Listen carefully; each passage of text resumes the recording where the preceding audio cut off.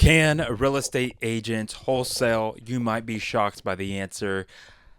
I'll just cut to the chase. No, real estate agents cannot wholesale or flip. And we're about to get into why that is. Hey, my name's Chris Williams, real estate investor out of Central California. Welcome to the Real Flip Show. As always, if you're watching on YouTube or Rumble, subscribe, Chris Williams REI.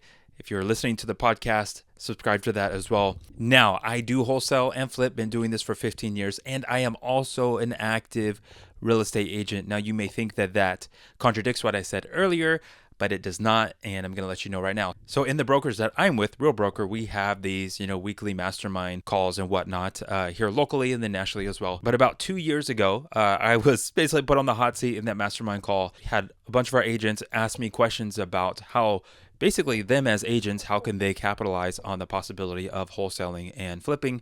So in that call, I think it's maybe about an hour or so, just really delve into how I market to motivated sellers, how I negotiate, how I talk to them, deal with objections, and then close those deals as well. So I'm actually going to share that call with you. I did previously share it, but now since we've got the podcast going and some new content, I'm just going to reshare that. So going back to the beginning, when I said that no agents don't wholesale or can't wholesale, this is what I mean. So being an agent and wholesaling, those are two very different things. Now, when I say wholesaling, I also mean flipping, right? So you're acting as a principal. So when Chris Williams, the realtor, goes out and does agency business, that is separate. That is separate than my LLC going and closing a deal. Because when I go buy a home as a principal, whether I am fix and flipping, wholesaling, even buying a rental or wholesaling, I am acting as a principal in the transaction. There is no agency relationship between myself, the seller, or the buyer. So acting as an agent and acting as a principal are two very different things. And I really try my best not to convolute the two. So when I send letters or a cold call, I don't go out there and say, hey, this is Chris Williams, the realtor. I want to make you a cash offer. Nope, they're two very different things. When I advertise as an agent, it's very specific in that marketing. Again, whether it's letters, calling online, right? It has my agent information, all that kind of stuff, my broker information.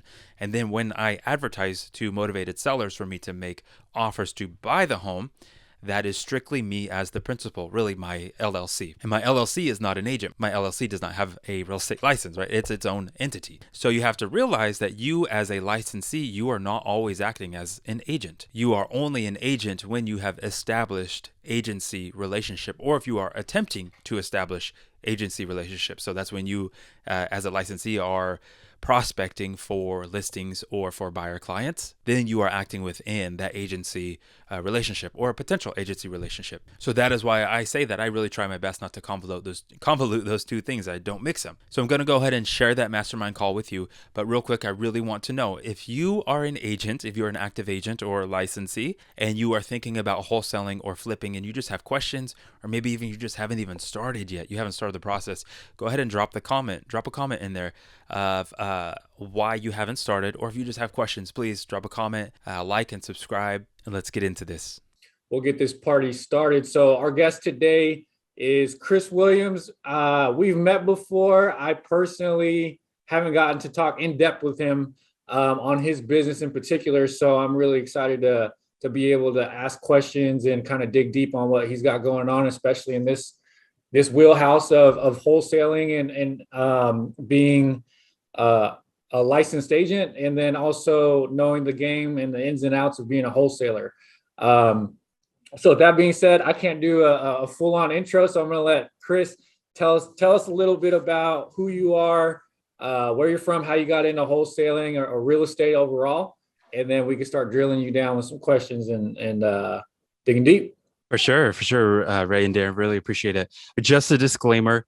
I do have 3 of my little kids home with me right now as my wife is out having lunch with some friends. So got a 1-year-old, 2-year-old, and 4-year-old here literally in my room. So it might get a little crazy. And I might need to just step out for just a second to, pull someone's hand away from pulling hair or something like that. But I could intro Chris. Yeah. I could intro Chris. Yeah.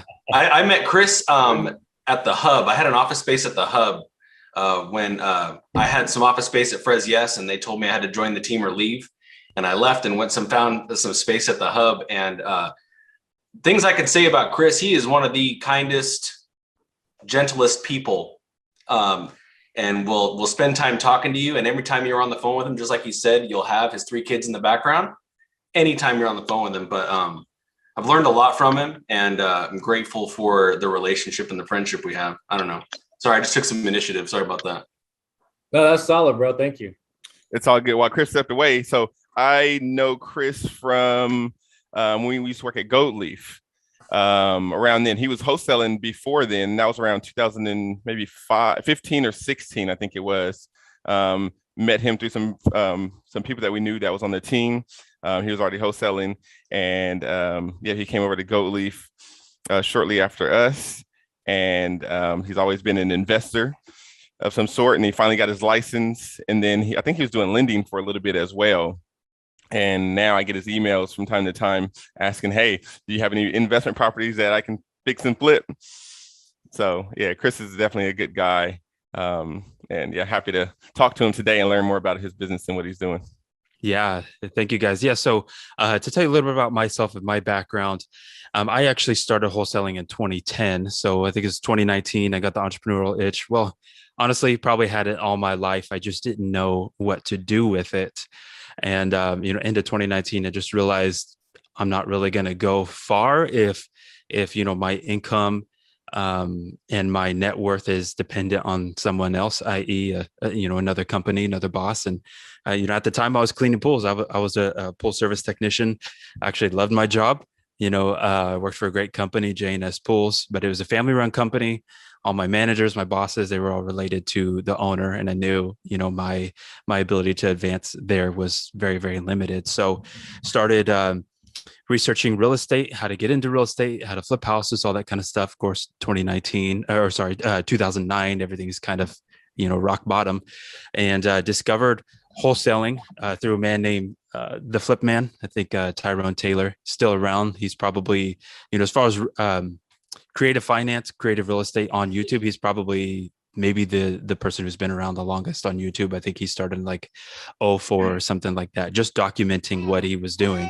And he's still out there making content, and he's at mastermind events and all that. So I discovered wholesaling, and I think it was about December of 2009. I just started posting Craigslist ads, calling people, calling agents, calling investors, trying to network as much as I possibly could, and ran across somebody else who was just starting to do the same thing. And we just kind of got together, and we just said, hey, instead of competing, let's just figure this out together. So in 2010, we hit it full steam, and we ended up cool. Bandit Signs. What's up, Rich?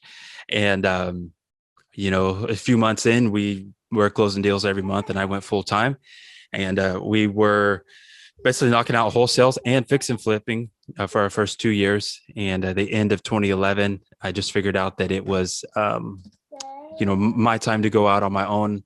And it was nothing against him. I know some people here know who he is, and it was nothing personal. I just felt like it was time for me to go out on my own. So 2012 went out on my own and just completely failed. Basically lost everything I had. And prior to that, how our business structure was set up was, I was kind of the marketing guy, the numbers guy. I would plan out our marketing, send it out, and then run numbers on deals, on figuring out ARV and repairs and all that kind of stuff. And then my partner, he was a mouthpiece, so he'd go out, meet with sellers, negotiate the deals, all that kind of stuff. So when I went out on my own, I had never negotiated anything in my life, and so to be honest, I sucked. I was horrible, and within a few months, I completely ran out of money. And literally 2012 was like living off credit cards until I had to charge them off, and didn't make any money in real estate. And into 2012, I ended up getting a job for a redeveloper here in town, office job. And within a few months, I worked my way up to a project manager, and did that for about 2.5 years. And summer of 2013, my girlfriend and I got engaged. And I think it was in June, beginning of June of 2013. Sorry, I got my kids in the background. And I had just looked at my life and realized that, really felt like a failure, felt like I was failing at everything that I had dreamed that I would become, everything that I thought that God had planned for me, and was looking at all the bills in front of me of, a wedding, and had issues with my car, in and out of the shop, every month, once or twice a month. Couldn't get it to pass smog. And honestly, I hit this point in my life where I was just like very angry, angry at myself, angry at God. And, for me, I'm a Christian, and my belief at the time, even now, was that I was fully convinced that the entrepreneurial desire that was in my heart was given by God. And I believed that it was for a purpose that was beyond myself. And to me, I was just complaining at God and just saying, look, you gave me these desires, but yet I don't see the fruit. And, I just felt like every bit of action that I took just fell to the ground. Every bit of money I spent was just wasted and nothing ever came about. And so I just basically, I know I've told the story a few times in different interviews, but basically I was driving around. I think I was on my lunch break at work, and I was just complaining to God, telling him, all this stuff. And so at the time I wanted an energy drink. Baby, you got to give me a minute. And I went to a place that normally had the kind that I wanted, and they didn't have it. I went to like a 7-Eleven that normally has this Rockstar. They didn't have it. I went to, I forget, a couple other places that eventually I went to a Save Mart that ended up having the specific Rockstar that I was looking for, and bought it, ran out to my car and just sat down, as angry as could be. And I cracked it open and took a drink. And I just had this thought of like, oh, finally, I get to have what I want. And it's just like right when I said that, it just clicked in my head. And I was like, man, how stupid is this? That's like, I feel like every road bump that I've hit in my life, I've given up on my dreams. And here that I just spent like 30 minutes to stop at nothing to get this $3 drink that will probably kill me. And it's just this huge, major, light bulb moment, I guess, that went off. And it's just like, okay, if I can stop at nothing to get an energy drink, what is stopping me for going out and pursuing my dreams and fulfilling my mission? And so basically in that moment, I told God, I said, look, I believe that you called me to real estate. I'm not seeing it, but what I'm going to do is I'm going to give it 30 days and I'm going to go all out. And if in 30 days I don't line up 10 grand worth of, wholesale assignments or profit, basically I'm going to take that as a sign that this is not for me. I'm going to hang my hat up and I'm going to go find something else to do. And basically I'm going to stop complaining, and I'm either going to do it or I'm completely done. And so for 30 days, virtually every waking moment outside of my job, I was making calls, putting abandoned signs, calling people on Craigslist. And within those 30 days, I locked up 5 deals and closed them, within the next month. And it basically solidified in me that, well, number one, with the right attitude, and number two, with the right action, if this is in my heart, I can go do it. And the only thing that's stopping me is me. And so end of 2013, ended up closing a few more deals, and it just said, okay, 2014, I'm going to go full time and I'm going to make this a business. And so basically as a full-time job, started doing about 2 to 4 deals a month outside of my job. And in March of 2014, I went full-time and closed about, I think it was 33 or 34 wholesales that year, my first year full-time, and been trucking along ever since then, full-time. And of course, every year looks different than the next. 2016, my wife and I had twins. 2018, 2019, 2021 had kids. So, now we're at 5 kids, all 5 and under. And, we have a lot of responsibilities outside of business. We're both pastors. Our evenings and weekends are pretty taken up. So, for me, this is my full-time career, so to speak, but, it's anywhere between 15 to 25 hours a week, just based on that's my availability. So, that's where I am today. I've shifted, I would say I've shifted primarily to flipping right now, but I don't consider myself any one thing. Like, I don't consider myself just an agent or just a wholesaler or just a flipper or anything like that. I consider myself a real estate entrepreneur, which to me, that means when a lead crosses my desk or comes to me, I'm going to look at that lead through as many different lenses as possible and figure out, number one, what's the best solution for that seller? And number two, what is the best solution for my business, right? For my own profit. And then I try to approach every lead through that lens, which it could be through the lens of an agent. It could be through a wholesaler, and I'm just, going to lock it up and assign it over to somebody else. Or it's going to be, I'm going to bring in private money, 100% private money, close on it, fix and flip it, put it back on the market, or whatever that may be. Bam. All right, we're done. All right. See you next time. Yeah. No, that lot of nuggets, and I love how you take us through your story in a short amount of time. A lot of things I think we can unpack on Yeah. Through your journey, and just, summarizing it right there. I think, what you said about looking through lenses as a real estate entrepreneur, I love that, because that's what we're trying to teach here specifically. So you nailed it right on the head.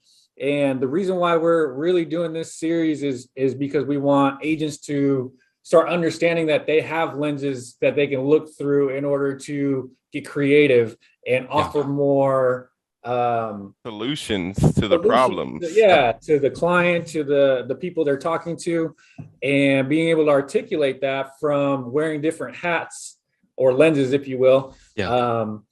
So when did you say you got your real estate license? 2013. And what drove you to get that the license? Was it just access, or? Yeah. So end of 2012, I think, is when I started pursuing that, did the classes. So I think somewhere March or February, I think it's actually February 2013 is when I got licensed. And so one of those first 5 deals that I did on my own, one of those was a license deal. So my first buyer that I had worked with turned into my first agent transaction. And so, I mean, honestly, me getting my license was part of my mentality of giving up because I thought that wholesaling and fix and flipping was basically turning out to be harder than what I thought, or not possible. So to me, it's just like I knew marketing. I knew how to generate leads. So it's like, okay, if people aren't accepting my cash offer, maybe I can flip the script and get them to list. So, yeah, I became licensed in February of 2013. And that summer of 2013 is when I basically restarted my business and started closing deals. Gotcha. Okay. And so when you did that, when you had that license, what did that do for you in terms of, like, because now you can list houses as a real estate agent. Yeah. What we're curious about is what are some of the approaches that you take in acquiring motivated sellers, and what are those conversations like when you're after you looking through those lenses? How do those conversations go in terms of offering solutions for them? Sure, totally. Yeah. So for me, motivated sellers, I mean, that's the lifeblood of any type of investment focus avenue, whether it's wholesaling, flipping.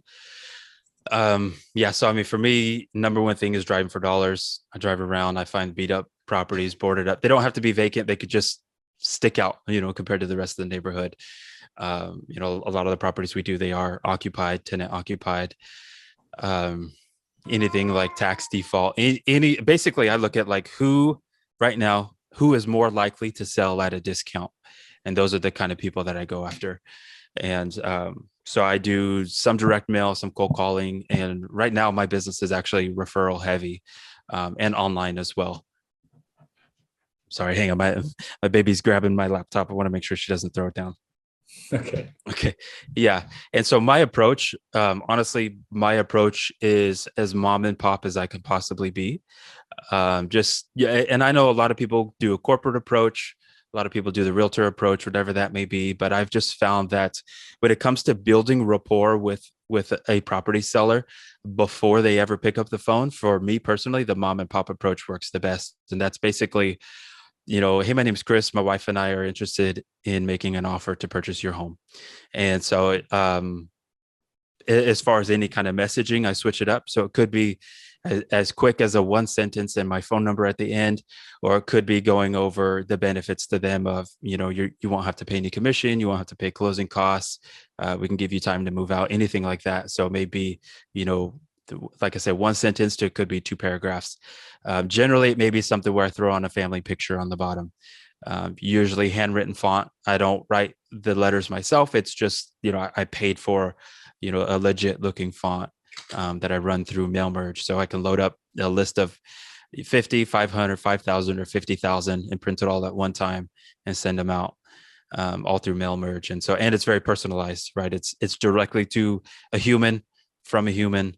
And everything I do is tracked as well. So I have 27 different tracking numbers that I track a list. So my driving for dollars number has one number. My Craigslist ads have one number. My online websites have their own numbers, and that way, when the call's coming through, I basically know exactly where it's coming from. Is that through CallRail or? I have CallRail. Sweet. That's intense. 27 different numbers. Yeah, I mean, and at one time, so I will tell you, 3 years ago, my operation looked very, very different. I had full-time staff, big office, $50,000 a month, monthly overhead. We were sending 40, 50, 60,000 mailers out a month. So at that time, scaling up to the point of doing, about 7, 8 to 10 deals a month, my tools looked vastly different than they do today. So a lot of those numbers I've just kept along because I've noticed there's some times where someone received my letter or postcard 2 or 3 years ago, they've held onto it, and I'll randomly get a call from them. So I'm like, I don't care paying $90 a month. If that leads to a deal from 2 or 3 years ago, I'm going to keep that number. What's your current operation look like? You said you had a big operation 2-3 years ago. What's the current operation right now it's just me, very small. My monthly overhead, I don't know, maybe $1,000, $1,500 a month. So right now, to me, networking with agents is key. Very, very, very direct in any kind of marketing, the cold call and direct mail. It's straight to my driving for dollars list. If I get a deal in a neighborhood, I basically farm that neighborhood. So I'm looking like, okay, where are the pre-foreclosures, where are the vacants, where are the pre-probates or probates or anything like that. And then, so that may, in one neighborhood, that may be like 30 properties or something, 40 properties. So then I'll start hammering those people while I have a deal in escrow, because I'm already familiar with the comps. I'm already familiar with who's buying in that area, what something's going to sell for. Sweet. So right now it's literally just me. Thanks for sharing that strategy. Yeah, for sure. Okay. So since we're on the topic, I was going to save it for later, but I wanted to unpack that a little bit, because you had a big staff, big office, sounds like the dream, and then you downsized. What, prior to having that size of operation, what made you want to scale to that at that, and then at that point, what was your epiphany or mindset shift to scale down? Sure. Yeah. So, I mean, I was cruising along for a few years. I mean, especially once my wife and I had kids. And so, when was it? Middle of 2018. Honestly, so basically I'll backtrack a little bit. November 2016, my wife and I had twins. Totally changes our life, right? So on the wholesale side, before that, I'm doing like 25 to 30 a year. As an agent, I may be doing 10 to 25 transactions. And having twins, my wife had a very, very rough recovery. She was anemic. It's very hard on us. And so my availability almost went to nothing. I mean, really, realistically, a couple hours a week. And so basically I shut almost everything off that I could. But really what I did was I looked at what I had been doing and saying like, okay, what has the highest return on my time and my money and my energy and effort, and everything else, just shutting it down. So, which is basically, I just went down to my most motivated list possible, which was my driving for dollars, which at the time was maybe 1,200, 1,500 properties, turned off everything else, and just almost automated send out postcards every month. And so I tried to find my buyers that pay the absolute most. I wanted to only deal with sellers that I knew would gonna land a deal right there, basically on the phone. I've mostly been a phone closer for the majority of my career. And same thing with appointments. If I'm going out on an appointment, I want to be 110% sure that I'm walking out with a contract. So basically 2017, shut almost everything down and was working maybe 7-10 hours a week, doing 1 to 2 deals a month. And those were varying anywhere from $20,000 to $50,000 wholesales. So, which provided a lot of freedom, for me to be the husband and father that I wanted to be to, my newborn babies.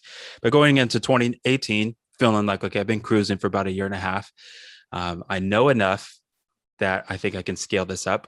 But maybe I'm missing a few points. So I joined a mastermind and got around people who are doing 200, 300, 400 deals a year. And basically everything everybody said was like, if you want to make more, you have to spend more, right? If you want to do more, you got to do more. You got to get basically people to do more work for you. So hired full-time staff. At the time I just had a very part-time assistant, about 15, 20 hours a week, moved her up to full-time, brought on 2 other people, moved them up to full-time. I mean, so, my monthly overhead just for my staff alone was like close to 20 grand a month when you take into account, salary plus full benefits and all that kind of stuff. And so in order to compensate, it's like I had to bump up to 20, 30, 40,000 mailers a month, just to get enough deals to kind of break even if I wanted to. But I mean, I quickly scaled up to about 7 to 10 deals a month. I think the highest that I got with the staff was about 10 or 11 deals a month.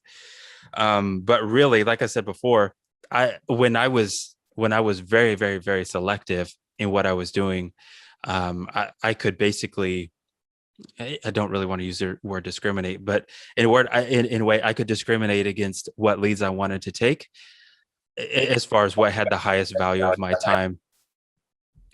Which is why my average deal size was over 20 grand a month in 2017. But when I had a huge overhead every month, it's like I basically had to take everything that came across my desk. So it's like if I could make $1,000 or $500 on a deal, I would do it just for the sake of like I had to put money back into the wheel. And so there was this constant inflow and outflow of money and of my time as well. And so with my desire of wanting to be the best possible husband I can be, the best possible father, and like I said before, be a pastor outside of being, an entrepreneur, I basically had to constantly,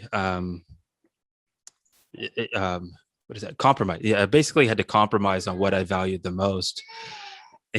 Sorry. Which is being very selective for the sake of my family. And it was very, very stressful. I mean, the simple fact that like, whether I made money or not, I had 30 or 40 grand going out. Didn't matter what was in the pipe, didn't matter what was in the bank. That's what was due. And I had to pay it. And there was a time where I literally had like probably 300, 350 grand lined up in escrow. And for some reason, I just hit a string of issues. I had multiple delays. I had multiple cancellations. I had issues where I had to go back to the seller, renegotiate. And I just saw like deal after deal after deal fall through for several months. But again, I was putting out that money. All the profit I made was going straight out. And I got to a point where it's like, this is not the life or the business that I wanted to create. Now, I know what everybody says, but as far as like, if you want to scale and make more, you have to scale up, you have to spend more. But everything in my heart says that this is not the way, and this is not the way that I want to do it. This is not what I want to put my family through. So basically going in and pressing the stop button and going back down and scaling down. And so that was basically beginning of 2019 is when I scaled everything back down, back to the basics, be as simple and limber as possible, and basically get the freedom that I want, the time freedom and the money freedom. And so I've been there. I've done more flips since then than wholesales, and that varies depending on the deal. Yeah, thank you for sharing that. I think, having to know yourself and then really having kind of the kids change the picture, your mental health, your capacity in terms of being responsible for those salaries changes a lot of things. And it's like, okay, it does, yeah. Sometimes, I know traditional real estate teams and team leaders that they could make more money if they were a one-man show with 3 staff members supporting them than rather than having 15 agents on a team or whatever. So, for me, there was a lot of ego in terms of looking at businesses or organizations that are trying to scale.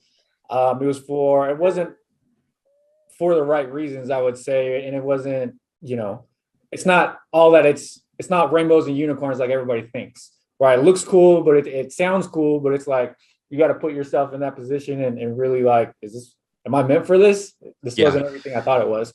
And can I ask you, did anything change through like the COVID time period? And then like today compared to when you were scaled up with staff, are you happier, healthier, netting more family time? What is that? How are you feeling now with that decision? Are you super happy about that at this point? Yeah, definitely. Well, if I could backtrack a little bit, I could say that there are some people that do it really well, who have been able to scale and outsource and automate and stuff very, very, very, very well. And looking back, I think the hardest thing for me was I was still wearing the everything hat. And when I tried to let stuff go too quickly, that's when, I'd run into problems, get less deals, lose money, those kind of things. So it was I think the amount of time and energy that was required of me in order to operate more in the CEO role. I didn't have that available. So I do know some people do that well, do it really well, and I don't want to discount some businesses that some people have built. Um, yeah, as far as COVID changed. I mean, as soon as all the lockdowns started happening, I mean, I had escrows left and right cancel, and and at the same time, I had some escrows that still closed, and kind of provided a good buffer to essentially take a couple months to kind of resituate and refocus and figure out, okay, like, how do I need to adjust to this? Because I mean, and I don't know if you guys probably all remember this too. There was massive new rule changes for us as agents, and even though my approach wasn't as an agent, I was still looking at all the car and NAR regulation of like, okay, if I go out to this house, even as an investor, am I going to lose my license for being here? And I know it took a few months for them to come in and kind of change up what we could do, but that definitely changed how I could approach people as well, just because there just seemed to be a lot of gray area. And for the sake of my family, I didn't really know, how much of that I wanted to risk. But it did get me back to being a little bit more solid and closing over the phone. Um, and it really made me adjust, I guess, uh, who I was selling to. And actually, um, in that point, I raised a lot more capital and actually started to flip and wholesale a lot more than wholesale, just because making adjustments and wanting to spend more time with family and having more kids home more often. I knew that instead of getting a $10,000 or $15,000 assignment fee, I needed to look for that $40,000 or $50,000 rip on a flip, because I knew that could sustain me longer. And so that right there is probably the biggest adjustment that I made, after, well, during COVID. Cool. I asked about that. I always say and I heard this somewhere else before, a fast nickel is better than a slow dime, right? So on the fix and flips, you get where I'm going with that. Fix and flips, right? More risk involved, more variables, more things that can happen. Yeah, you'll make, let's say, $40,000 on the fix and flip 3-4 months down the line. But if you can make 15,000, next week, how did you differentiate what to go after? Yes, it's a bigger rip, but your money turns over faster here. Totally. Yeah. So I looked at worst case scenario as far as low volume. If and looking at my availability of, like, I don't have the availability to be on the phone all day, and as much as I would love to cold call for 4, 5, 6 hours a day, as much as I would love to go on a couple appointments a day, I don't have that availability. So I need, anytime I get something in escrow, I have to make as much money as I possibly can, because if for some reason I have a couple slow months, if I'm closing a $50,000 flip, I know that's going to sustain me for a really long time. Again, thinking worst case scenario. So if I look at it through the viewpoint of, let's say, 10 deals a year, 10 wholesales at 15 grand, that's 150. 10 flips at 50 grand, that's 500 grand. I would way rather make 500 grand all day long, realistically working only a couple hours more than I would if I'm just wholesaling.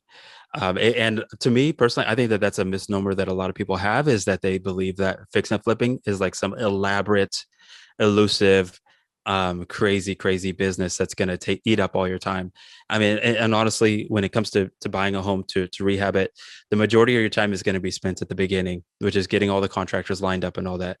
And the rest of the time, as long as you have a good contractor, I'm checking on the property once a week. And so, I mean, for me to do, again, worst case scenario, 10 deals a year, make $500,000 a year, it doesn't require that much more time, and literally zero, as far as the energy to get the deals and marketing, it doesn't cost me any more.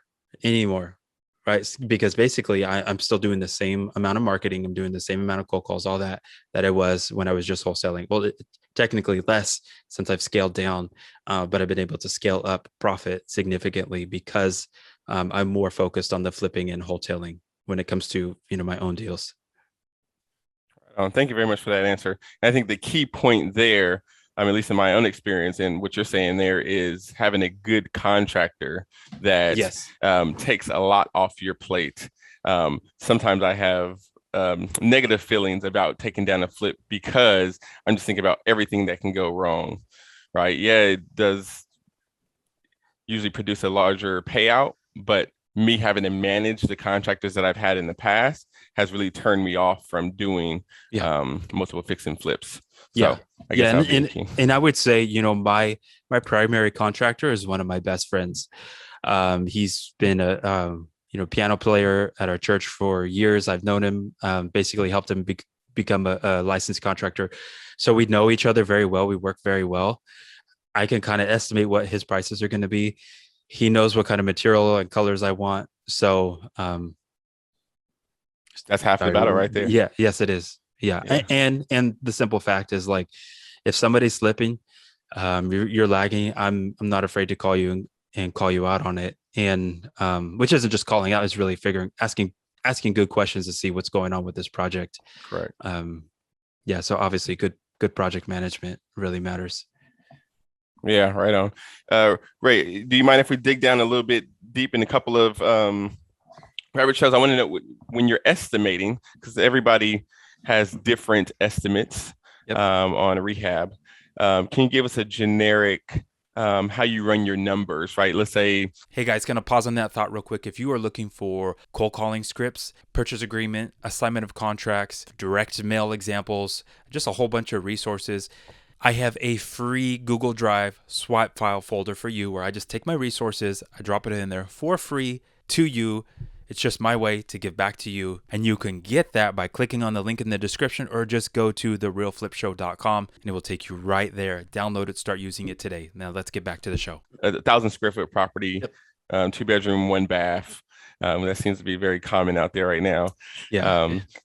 What's your math process when determining? So generally, a general starting point, I know a lot of other guys like Jason use this. So I use, for a cosmetic remodel, interior, exterior, I'm starting at $25 a square foot. And so that's going to give me interior, exterior paint. Obviously, maybe some dry rot type of stuff. It's going to give me baseboard flooring, minor electrical, a full kitchen, including appliances, let's say light fixtures, baseboard, bathroom, possibly second bathroom. That's just cosmetic. Now you want to add windows, depending on how many windows, that could be 6,500 to 8,500. You want to add a roof, depends on the size of the roof. That could be $8,000 to $12,000. HVAC depends on how much ducting, or if it's just a unit, 5,500 to 7,500. So then I'm just adding that on. And again, landscaping, it could be a quick cleanup, $1,200, or it could be we're doing sprinklers, sod, all that, maybe 4,500. So I start with the basic cosmetic and then add everything on top of that. Right on. Okay. That's how I do it as well. Does anybody else have any questions about the numbers? I know that's a big thing for anybody, right? Because that's an important key for the equation. Are you making any adjustments to, like, your acquisition or where you're trying to acquire properties at currently, due to, we've been talking about on our other calls for just strictly agents and buying and selling retail, but are you doing anything on the acquisition side, and like where you're trying to purchase properties at, like the price you're trying to purchase properties at, just due to, we're experiencing a little bit slower turnaround on the retail side of things. So are you making any adjustments there yet in your business? I wouldn't. And what's the math on that from ARV backwards? So I'll tell you, I shoot to be all in at 75% ARV, and I think I'm average at about 72. There's been some deals I've been in at 78%, and again, it just depends on the deal. But that's my basic numbers, and it depends. Obviously, if something is like fire damage, spending $100,000 on it, I know I'm going to be remodeling this thing for months and months. I want a bigger spread because I know that ultimately my holding costs are going to be higher. Insurance, those kind of things, risk is going to be higher. But yeah, I haven't really dug deep into any kind of extra holding time. I think my average holding time is like 3.8 months or something, 4 months. But every deal I look at, I automatically calculate in 6 months. So 6 months of interest, 6 months of um, property taxes, utilities, insurance, all that. And so I estimate that up front. Got it. And what's that math equation that you do backwards to get to the maximum allowable offer to the seller for somebody that called you off of one of your cards or driving for dollar mailers? Yeah, usually I plug it in at 75% of what I think ARV is going to be, but I do look at overall profit as well. And so let's say I'm 10 grand off. Me and the seller are 10 grand off. If that's technically my max, if I can plug in 10 more grand on the purchase price and I'm still making, let's say 30 grand on a flip or 28 grand or something like that, as long as I feel like it's not going to be a huge project, I still might do it. And again, I'm looking at every deal through multiple lenses, even on a flip, because there have been times where I'm looking at a full rehab, let's say 65 grand, whatever, I'm going to make 40 grand, 35 grand. It varies. But then I look at this and I'm like, but if I just trash this out and maybe spend a couple grand in repairs, turn it around, put it on the market for 40 grand less than what ARV is, I'm going to make the same profit that I would on a full rehab. So, which that actually gives me the ability to come in at a higher price, a higher percentage, because I'm making the same amount of money as if I'm doing a full rehab. And actually something that I'm exploring right now, especially because with the increase of competitiveness, is I'm looking at kind of figuring out documentation to actually partner with the sellers. And that is instead of Innovation? yes, similar to innovation or a joint venture agreement, but basically in a nutshell is essentially instead of me buying the property, it's giving them a guaranteed minimum sales price and partnering with them, having some sort of document recorded against the property, a notice of interest, and then me coming in, rehabbing it and getting the profit beyond whatever their guaranteed return is. So that is something that I'm exploring outside of actually purchasing the properties, because realistically, I mean, for me to essentially risk 300 grand and make, let's say 50, that's a pretty good return. But for me to just put up 50 grand and let's say, obviously my profit is eaten into, let's say I make 25. Yeah, I'm making less profit, but that's a 50% return on investment that you're not going to get anywhere else. Right. So, as far as True. increasing my ROI, I think that it could be a very, very solid strategy to maybe add in one extra deal a month. I mean, over the course of a year, that's 300 grand, more in my pocket for doing the same amount of marketing. So that's something that I'm exploring right now to change and shift, considering the amount of competition that I have. Yeah, right on. Josh and Lance, one of them was on here earlier. They'll probably be on in a few weeks. They just closed their first novation agreement, and so I want to have them on here to explain what that was like and how they went about doing that from start to finish. Nice. So That's awesome. yeah, right on.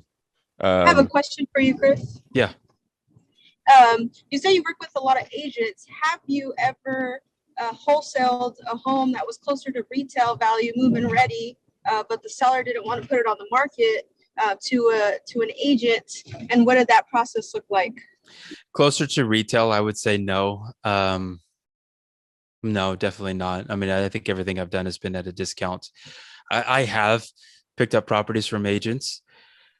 It requires a decent amount of disclosure up front, and letting them know, because ultimately the seller has to sign off on assigning it to another buyer. Now, they don't see the assignment fee. As long as the escrow company structures it right, they don't see the assignment. But yeah, closer to retail, no. I think I would say the tightest deals that I've done have been ones that cash flowed really well. And so I do have a number of Bay Area buyers that I don't really see them buying too much anymore. But a few years ago, pre-COVID, when we still had really, really good prices, a few of my cash buyers were people that work for Apple, Google, those kind of things. And so in the Bay Area, they're at a 0.5% return, 1% return. And so coming over here, paying close to retail, at the time they were getting 5 or 6% return, which is phenomenally better than what they were getting in the Bay Area. So some of those deals I was able to wholesale for significantly more than, a 75% of ARV or something like that. I think those were at like 90% of retail value. Does that answer your question? Yes, thank you. Right on. Just to wrap up the maximum allowable offer. So you do ARV minus 25%, right, or 75% of that, whatever you want to do it. Times 7.5. Yep, minus the rehab, minus your desired profit, or is your desired profit already in that 25%? Yeah. So if I'm flipping it, my desired profit is within that 25% margin, which ends up being like about 15. Yep. Yeah. Yeah. Once you account for everything else, commission, closing costs, all that, it's about 15%. Got it. Cool. Thank you for that.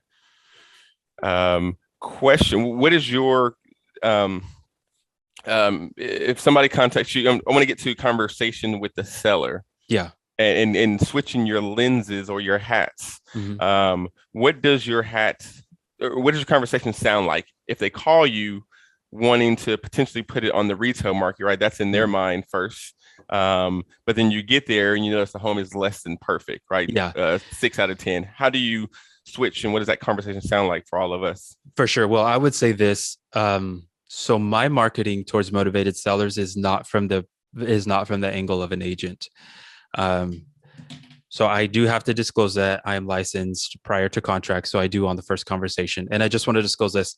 When you are advertising as an agent, by law, you have to disclose on your marketing, right? I think we all know that, agent information, broker information.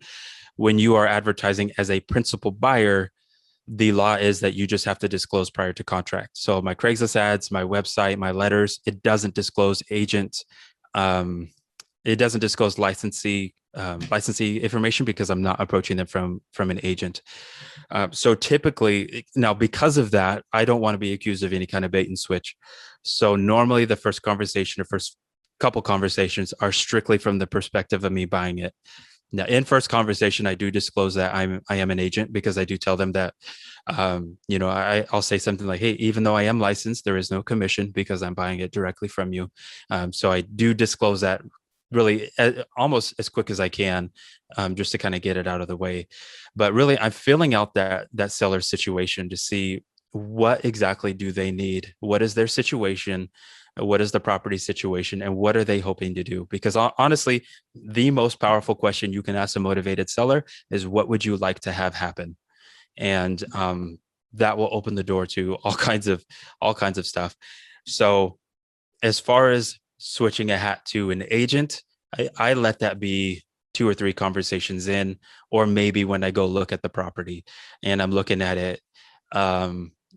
And I normally kind of throw that in if I know that there are several other offers.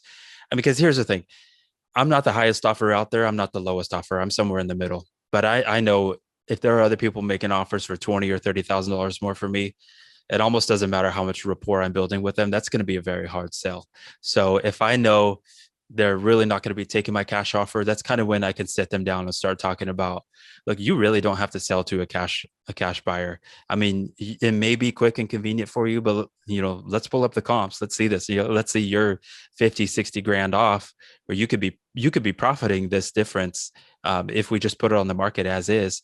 And another thing that I do offer to sellers is what's called a fix and list, whereas I take my contractors who give me my prices and I move that over to my client and I say, look, we can bring in this contractor, whatever, 50 grand, whatever it's going to be. And I can manage this remodel for you. So you're not doing anything. And we could list and sell this for top of the market. And I can break down the difference between them taking a cash offer from an investor and what they're going to pocket if they allow us to do a fix and flip, fix and list for them. And oftentimes obviously the amount that they pocket is astronomically different. It could be $50,000 difference in their pocket. So I've got actually a couple of deals like that going on right now where we're in the middle of a remodel. And it's something I'm managing for my clients. And normally on something like that, I'm getting a 6.5 to 7% commission. and given a 2.5 on the buy side. And that way that extra is essentially extra profit for me for managing that project. Yeah. So in the Who initial pays for it? seller. Okay, seller's paying for the rehab, Yeah. but you're just bringing the crew Mm-hmm. and the management. Got you. Keep going. Yeah. And yeah, so in a conversation with a motivated seller, if they're reaching out to me or I'm reaching out to them, it's honestly, I'm trying to get the conversation off of the house and onto them. Like what's going on in their life that they're considering selling to an investor. Some people, they're under the illusion that just an investor is going to come in cash and pay above market value, which makes no logical sense. I mean, in almost any situation, right? But some people are under that illusion. A lot of people, they're under the gun in time. They've got family issues going on. They might be going through a divorce, or they've inherited a property, it's got squatters or had squatters, and they're just done with the property, right? So I'm trying to figure out what kind of stress is this causing this individual or family, what kind of financial stress is this causing them, and really, again, back to that question, what would you like to have happen? And I want to know exactly, like, I want them to paint their perfect picture, right? Today's Wednesday. I could get a cash in their hand by next Wednesday or next Friday, whatever that is, right? So what is that perfect picture to them if that happens? And really, I want to press on that as much as possible of like what problems that we're going to alleviate when we come in and buy this. This is the problem that it's going to solve. And oftentimes it's not really associated with the house. It's just that house can solve that problem, whatever that may be. Right on. Thank you for sharing that. I know we're near the top of the hour or top of our hour here. Good. All my girls fell asleep, so oh, they I've got did a little bit. Yeah. Yeah. Okay. Good. So as Devaniel's doing right now, and as we all do as real estate agents, or just everyday life, family men and women, driving for dollars. Yeah. What system do you use for that? Do you have a notepad and you're looking at distressed properties and just jotting them down and then skip tracing them or whatever that looks like on the back end? What does because that's you said your number one source. What does that process look like? Yeah. So I have I use the Notes app on my phone, and let me tell you, I have tried every Driving for Dollars phone app. They are awesome. I mean, the ability to just click on a property, save it, you can send marketing from there, whatever. But every single one of them are just way too slow for me, way too slow. And like I said, I've tried them all. So I rely on my phone. So normally what I do, if I'm going on an appointment, I'm normally hitting that neighborhood 30 minutes prior. I'm driving the streets. I'm seeing what's going on in this neighborhood, right? What other fixer-uppers are out here? What other boarded up properties? And who's remodeling? Because I'm going to go back. Maybe I missed this comp. Maybe I didn't see it because it's in tax records, but not the MLS. What did they buy that for? Who bought it? Because this could be a potential buyer if I'm wholesaling it to them. So if I get a lead, I'm checking out the rest of the neighborhood, writing it down in my phone, uploading it to Excel, getting the owner's information, and skip tracing and calling, and send email as well. Yeah, and like I've said, I'm not a fan of the Driving for Dollar apps just because it goes too slow for me. Right? I've got to write that address down as fast as I can, and notes as well, because I want to know, is this property just rough, or is it fully boarded, or is it fire damage, right? Because that's going to change how I approach that seller, because it's giving me some knowledge that I can come in with in that conversation and say, hey, I saw your house is boarded up here. What's going on here? Or, I saw that it's fire damage. Where are you in that process? Because, fire damage property is a completely different beast than just a property that needs to be remodeled. True. Where do you skip trace? Where? Or what? What app or company I use do you use? two different: Batch Skip Trace and also Skip Genie. And honestly, I don't mind. I had considered, writing up a page PDF of everything I use, and maybe dropping it on Slack or in the Facebook group, just because they're all powerful tools. And at the end of the month, it doesn't all cost that much. But today I went out on an appointment, kind of a doozy of an appointment, but right across the street was a vacant home. And so I pulled up one app, I clicked on it, it showed me who owned it, all that. I mean, I could pull up the phone number right there, call them. I just had to get right over to another appointment. But there are times I'm driving down the street, I see a boarded up property, I could look at who owns it, what their number is, and call them right there and say, hey, I'm parked right in front of your property, that's boarded up. Tell me what's going on here. So, I mean, there are a lot of powerful tools out there that, literally at the tips of our finger points, or at the Yeah. tips, finger points, fingertips. I get what you're The saying. point of our fingertips, I don't know, whatever it is. Yeah. Well, thanks for sharing that. Oscar had a question back to your fix and list. I Yeah, think somebody else does this in town too. What if the seller doesn't have the rehab funds? sure. So there are a couple different companies. I can't remember the name of that, but there are companies that will front a seller the funds to do that. And there's a company that I built a relationship with. For some reason, I can't remember the name off my head. You'll remember, put it in the Slack. Yeah, if I do. So one thing I have offered is actually to bring in my private lenders as well on the back end. They could potentially get hard money, and I have funds as well for rehab if I need to, front the 20, 30, 40 grand, whatever it could be, that I've been able to offer. But I mean, those aren't something I'm doing every month. That's let's just call it 5 or 6 a year. And so I've noticed is, believe it or not, a lot of people who have distressed property, they actually have really good finances. And one thing I've noticed too is there's a good amount of landlords that I've purchased from.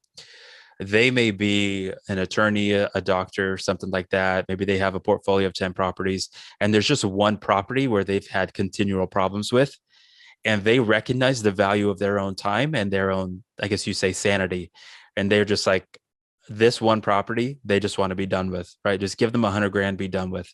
So somebody like that, I've been able to pitch getting more money in their pocket and them not having to deal with anything other than essentially writing a check over to the contractor and then picking up most of the profit, on the sale. So generally fix and list works when either it's a minor cosmetic paint carpet type of thing, or if the seller has decent finances that they can put towards it. Go ahead. Somebody said Yeah. So someone who's in pre-foreclosure, they're under the gun, they've got a month or they're going to lose their home. That's not really going to work unless you bring in some kind of third-party financing to solve whatever the issue is. I mean, because realistically, if you're talking a 4 to 6 week rehab, it being on the market, they could be 3-4 months out from getting their money. So the situation of the seller definitely matters. Yeah, absolutely. If you can do that or not. Absolutely. And then if you're allowing the seller to borrow money, you're charging the interest on that? Yeah. Mm-hmm. Yeah, or a guaranteed return of some sort? Yeah. So, I mean, it's what it is. It's the same way that I do my flip. So when I fix and flip a property, I mean, it doesn't matter if it's $100,000 project or a $600,000 project, I get 100% of it covered by my lenders. So I'll have a first deed of trust on the purchase, and then on the rehab, I basically could get someone to come in and JV with me. So what I do on that JV is it's a flat 10% above investment. So if someone gives me 50 grand to do the remodel, I return them their 50 plus 5. So if I'm offering that to a seller, it's the same terms, right? I want to get that flat 10% on my money. Or again, if I bring in one of my lenders, I offer that to them. I'm not trying to upcharge them or get anything extra in my pocket. It's just to ensure that my lenders are able to continue to move their money around as well. Got it. That makes sense. And I would think that it was surprising what you just said a second ago about most people that you come across are in financially good situations. They just have a bad property. Yeah.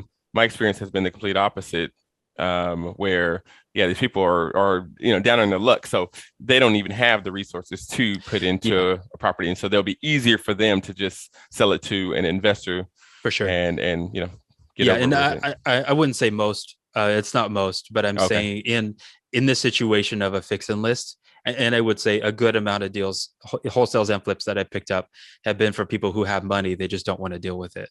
And again, I wouldn't say most. It's just a good amount over the years. Got it. Pause for a second. Anybody have any questions? Want him to go deeper on anything that he said? Break down anything that he said? The mindset around anything that he said? Thought process? I do have a question, but it'd be backtracking a little bit. I'm new to the business. I haven't even started yet. I still need to get all my certifications and stuff, but I do have my license. But when you were talking about, if you had a house you were trying to sell quick, what would you like to happen and what problems would you solve with that? What are some of the key words that you would say for something like that? Like, how would you word it in a way like, I guess that's the best way I can put it. Like what are some of your keywords that you would use and something like that? Definitely. So number one, I try to stay away from the conversation of money or value for a while. I want to try to be on the phone with someone for like 30 minutes Mhm. before we start talking about value. And so I want to know, a couple of things. Did you grow up in this home? How long have you owned it? How did you get this? Whatever that is. So I will tell you this, a typical situation that I have run up against is somebody's parents passed away 20 years ago, left them this home in a trust, whatever. They may have rented it to family. Basically, they become an accidental landlord.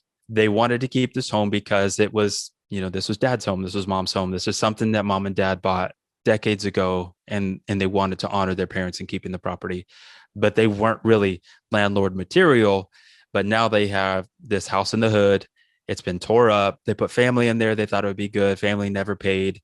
It's just a dump, right? So in that situation, I really, what I really try to do is I try to listen for trigger words. Like I'm looking for signs of motivation as far as like emotion, right? If somebody starts talking about their situation and I can tell they're getting emotional, I want to come back to that and say, hey, you said blah, whatever that is. Hey, you know what, Samantha, you told me that, it sounds like you inherited this property from your dad, and it sounds like you really wanted to honor your dad in holding onto this property and maybe giving it to your kids. But, it sounds like people just come in and kind of take advantage of you. And man, this sounds really stressful. Is this something that has just really been stressful for you? Right. So I take what they already told me and I bring it back to another question, because in a sense, I want them to come back to the circle over and over and over and over again, that this property is a big stress point for them. And in that conversation, again, I'm going to rehash that and come back to that situation of like, well, man, what would you like to have happen? Because I know this, I mean, this property does sound pretty rough. It sounds like you've got some squatters in here. You don't seem like you're maybe in financial distress, but this property is a big pain point for you. What would you like to have happen here? And oftentimes too, kind of understanding the family situation, you'll have, especially if it's like an inheritance, you'll have other family members who are pressuring this. Let's say the trustee or the beneficiary trustee, they're pressuring them to make a decision, right? They're pressuring them to get as high a amount of money as possible, or someone say, hey, I want my money right now. But really, I got to cut through that conversation and say like, man, so it sounds like family is really pressuring, but let me ask you, what do you want out of this? Right? Like, what do you want to have happen? I know everybody has their expectation on you, but really, let's talk about what you want, because it doesn't sound like anybody's looking after you right now. Right. So again, coming back to that, what do you want to have happen? Cutting through that noise, reiterating that noise that's happening. But really, what I want to do is I want to slow down that conversation, let them know, let's slow down your life for a minute and let's figure out what is going to work for you in your situation, and let you determine that. Because realistically, I want them to discover that taking that cash offer and closing in a week is their best decision. And so I've got to rehash that conversation essentially multiple times. Okay, thank you. I appreciate that insight. I really do. Love it. Does anybody else have any other questions before I ask the last question before we wrap up? All right, cool. Chris, it's been a pleasure, man. I think we can go even longer if we really had the time. And so I'd like to go ahead and say we'll probably love to have you back on here. You're within our network here at Real already, and so we're blessed to have you. Bless us with your knowledge and experience, and thank you for being vulnerable with your journey and everything else. So we look forward to having a second interview, whether that's on a similar topic and whatnot. For sure. If you could recommend one book, I just thought, I don't know, the way you're talking, when you're taking something from pain to pleasure, and you have like this finesse of doing it really slowly with well, what would you like to have that happen? Like, I love that question. And I wrote it down basically. I love kind of steering the conversation by asking those deep questions that make people think and give you the answers that you're looking for. But the question I have for you is, if you could, I bet you probably read a lot of books, podcasts, YouTube's been a part of a lot of masterminds. If there's one book that you could recommend to our group, what's that one book, and what's the title? And we could drop a link to everybody. I know one that has been powerful is Never Split the Difference. Yeah, and I Dude, I did read that years ago. Yeah, Negotiating. Yeah, honestly, if I could backtrack a little bit, you got to think Yeah. before being an agent, before being a flipper, wholesaler, whatever, you got to think of like you are in sales and marketing, right? It's just real estate is our product. Give me 1 second. My baby's about to roll off the bed. Mm-hmm. Dude, I was thinking of that book while he was talking about. Yeah. Yeah. Yeah. So you got to think about like you are in sales and marketing. And sales, when it comes to sales, don't think of like, I'm sorry if any of you come from the car sales industry, but like don't think of the used car salesman who's just going to try to push you into what they want, right? You came to look for a red minivan, and he's trying to sell you on a new Silverado. Don't be that kind of person. Think of sales of like you're building rapport, you're getting to know somebody, you're trying to uncover issues. And so that is building rapport. Is you're asking questions 10% of the time and you're getting somebody else to speak 90% of the time. So honestly, probably your biggest asset is learning how to build rapport. And I know there's all kinds of different terms for that, but I would look into like Tony Robbins. Just watch Tony Robbins videos, listen to Tony Robbins videos on building rapport. You can YouTube how to build rapport, those kind of things. And it's really listening for trigger words and asking better questions. And that's really how you get better at sales. Very good. Powerful book. That's so funny you said that book, because that's what I was thinking of. I was like, we should have him name a book off. Thank you for that, man. Yeah, well, absolutely. man, it's Anytime. been a pleasure. I'd like to wrap up. Darren, you got anything else? No, I was gonna say, how can we give back to you and help you? I'm sure at least one way I think about is if we come across listings and we don't know what to do with it, right? Because it's in super distressed condition or sellers in a distressed situation, we can contact you and JV with you, hand it off to you, get a small fee from you, whatever it is, right? Any other way that we can help or give back to you, your cause, your family, what you're doing. For sure. Yeah. I mean, I'm always looking to do more deals, whether that's buy or wholesale. Honestly, I am an open book.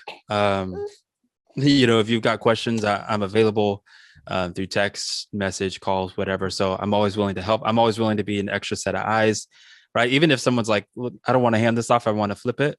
What steps do I need to take? I'm more than willing to come in and kind of help walk somebody through that. So yeah. And even so on the flip side, anybody who wholesales me something or brings me something as an agent, if they're licensed, I give them the relist when I'm done remodeling it. So I don't, as an agent, I don't have to keep that commission. I'm looking for the profit of the deal. So if someone just wants to go out there, if someone wants to just go out there and make offers, they can make the commission on the front and the back. And like I said, I just want to be a resource to people, help people. I think I see agents in general give up so much opportunity just because they don't know the tools that are available to them. And so I think of like, if we're in this industry, we might as well take advantage of it to the fullest. Not take advantage of people, but be able to capitalize on what this industry offers. Essentially change our family tree, right? Like I didn't come from a rich family. I know what it's like to be a kid with our water shut off and our power shut off and all that. And I know that my kids don't have to grow up like that. And I know anybody in real estate doesn't have to grow up like that either, because of the amount of opportunity that's in front of us. And so it's just however many people I can help, I'm always available. Right on. Great parting words. Thank you for being there. Yeah, absolutely. Anytime. All right. Until next time, guys. Thank you guys for tuning in. And thanks again, Chris. We appreciate you. Absolutely. Yes, welcome. Thank you guys. Thank you, Chris. Thanks, everybody. You got it. Here.